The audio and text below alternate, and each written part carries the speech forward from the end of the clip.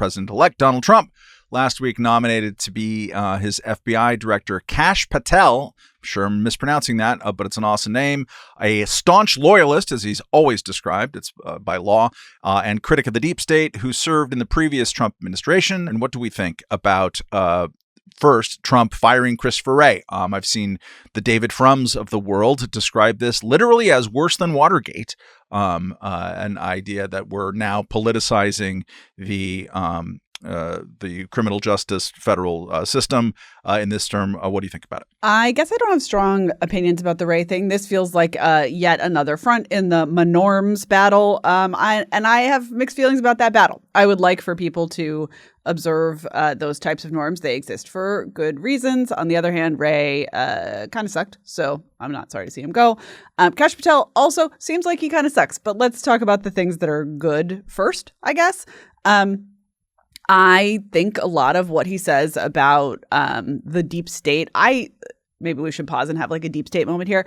I prefer the term administrative state because that's the problem, right? For the most part, it's the members of the unelected bureaucracy, which is the group that he says he would go after in his 2023 book, Government Gangsters.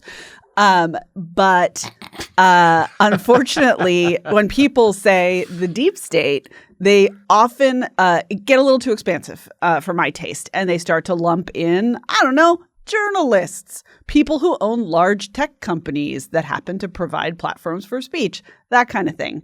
I think it's really, really important to hold the line, and Kash Patel has made it super clear that he does not see that line. So while I like, hey, let's roll back FBI overreach, let's roll back the sort of FISA court, rubber stamping, all that sounds good to me. I do not enjoy being considered a part of the deep state because I am super not. I just want to point out that Kash Patel is an author, a co-author of a children's book, and I think even a book series called The Plot Against the King, trilogy. which I'm going to hold up. It's a trilogy. There are 3.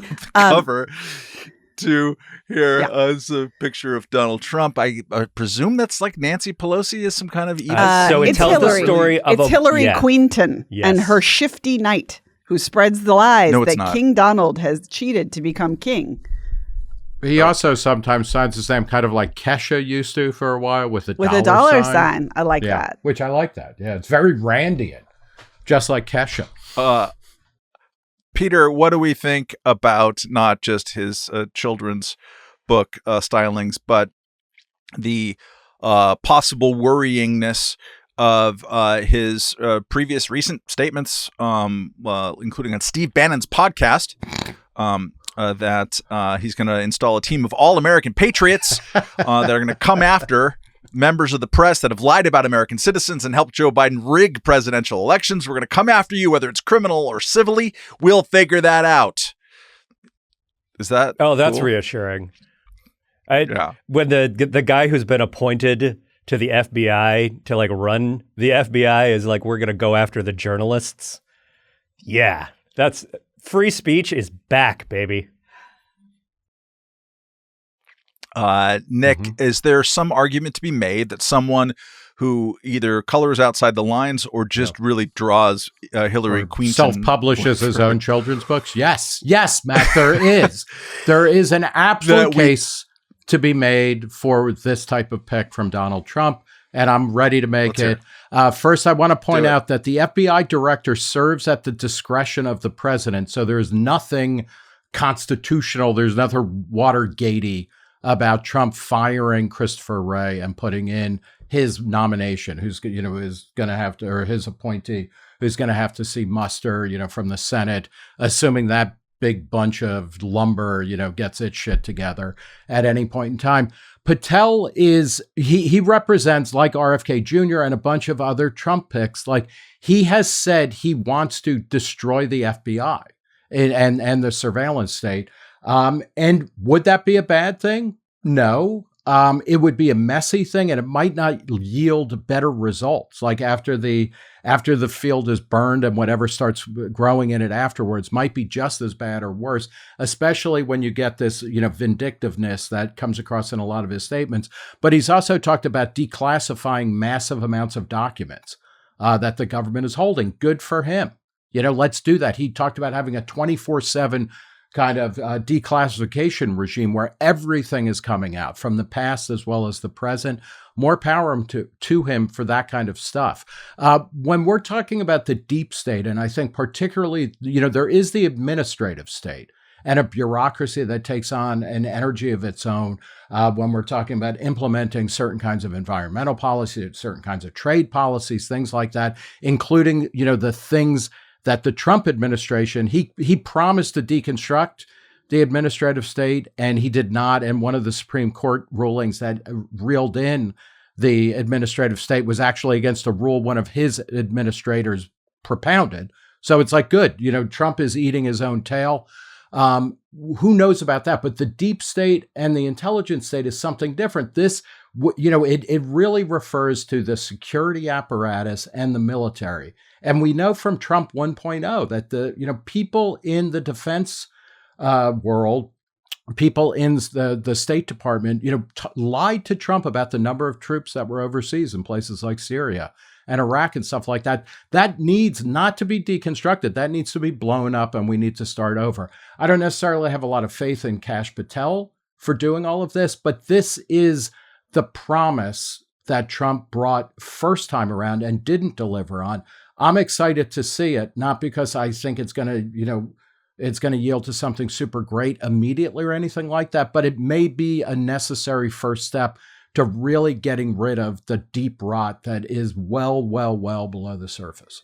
The promise comes pre-broken, though, right? Like when we unwrap this promise on, inauguration morning, it is already in pieces in the box. And I just, but it's going to be like that. It's not going to be like, I don't think the messenger of this or the sword of this is ever going to be a person we're like, oh yeah, it's exactly who we wanted. It's a Disney hero. It's always going to be a kind of warped, minion to don't think magisteria there. I just don't think this is a perfect is the enemy of the good situation. This is a not good. It's not going to happen. And I agree that it would be great if we had someone who did the things on Kash Patel's list that we like, checking the surveillance state, checking the unelected bureaucrats, dismantling some or all of the FBI's wild overreach. Instead, I think that we will see politically motivated persecutions and prosecutions just like his predecessor. It's hard to imagine. So then the choice is really between maintaining the status quo or doing something different. I'm ready to try something different. I mean, this is the problem, though, is that if that's the choice, it's a bad choice because the status quo has serious problems for sure. But someone like Kash Patel also has serious problems. He is a scammy lackey. We haven't even talked about his cash-branded scarves and wine. $240 for a six-pack. Sounds like a great deal, right? Again, I thought this was America. Okay. Great. But this is what kind of a guy he is not somebody who has a real ideological kind of policy-driven project. He is not somebody that anybody thinks is like he shows up at the FBI to do a specific thing. He shows up at the FBI to defend Trump, and he views these policies that we've talked about, declassification, sort of targeting, the deep state. However, like that, his goal isn't to do good, solid FBI reform. His goal is to defend Trump whatever it takes. And that is the problem with someone like that. He is not going to root out the rot in the FBI. He's going to leave us with a new and different kind of Trumpier rot. And I don't think that there is a whole lot of upside here. I think that we are going to end up with somebody who's not a reformer, who just ends up replacing one type of very familiar rot with a new and unfamiliar type of rot that is just about loyalty to Donald Trump. When the Berlin Wall came down, it did not fix anything in Eastern Europe, but it made change possible. And I have all of the fears, that Peter and Catherine have articulated, and probably some extra just for me. And yet this is a possibility to change the status quo. And the status quo is bad and untenable. I think in other places, like what I worry about is, somebody like Kennedy at HHS, is he actually going to spend more time chasing down colored dyes in Twinkies and disrupting scientific research and things like that. That is a real possibility. But it's also like even that would be better than a status quo, which has just been shown to be terrible and awful. And you have at places like Jim O'Neill has been named as a deputy at HHS. He is somebody who's connected to Peter Thiel. He has run a bunch of companies and firms where I think he will actually be in a very positive and powerful position within HHS, and he will start to reform that in ways that I think we'll all agree would be good. But you got to take the good and the bad. And right now, it's also like, what is the alternative? That Kash Patel get taken out, he gets removed, and Christopher Wray just sticks around for another 3 years. Like, we got to live in the world we're in. That was a clip from the latest Reason Roundtable. If you want to see more clips, go here. If you want to see the whole episode, go here. Make sure to subscribe at Reason's YouTube channel or wherever you listen to podcasts. Thanks for listening, watching, or both.